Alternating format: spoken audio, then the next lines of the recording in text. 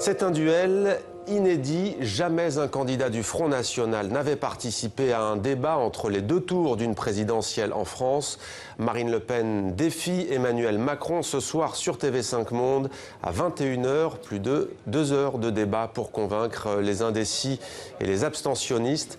À 4 jours du second tour, les finalistes vont tenter de rallier les indécis et les abstentionnistes. Donc, notre éditorialiste Laurent Bazin nous a rejoint sur le plateau de TV5 Monde. Bonsoir Laurent. Bonsoir à vous. Ça promet d'être tendu ce soir? Oui, ça va être probablement chaud et tendu. Il suffit d'ailleurs d'écouter les candidats depuis 3 jours pour comprendre. Ça fait 3 jours qu'ils s'insultent à distance d'un meeting à l'autre. On dirait, si vous voulez, deux boxeurs qui sont en train de faire monter la pression devant les caméras avant de monter sur le ring. Emmanuel Macron promet un corps à corps. Confidence ce matin dans le Figaro, par exemple, avec celle qu'il a qualifiée d'anti-France. C'était lundi. Marine Le Pen, elle ne cache pas son ambition de faire exploser la baudruche hollandaise.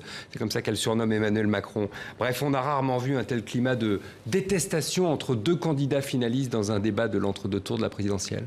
C'est un débat à risque?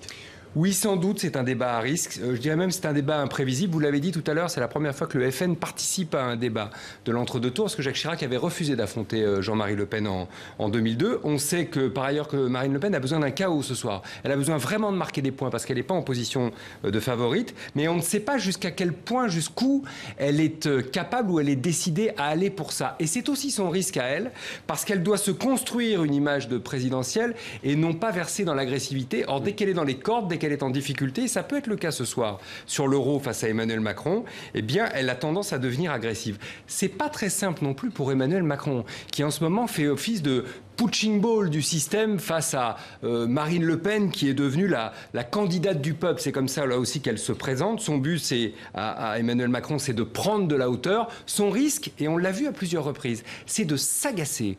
Parce que quand il s'agace, il fait moins président et il devient cassant. Vous voyez que c'est pas simple ni pour l'un ni pour l'autre. Et dans les sondages, pour l'instant, Laurence, c'est du 59-41% en faveur d'Emmanuel Macron. Oui. Il y a un gros enjeu ce soir? Vous venez de le dire, Emmanuel Macron, c'est le favori.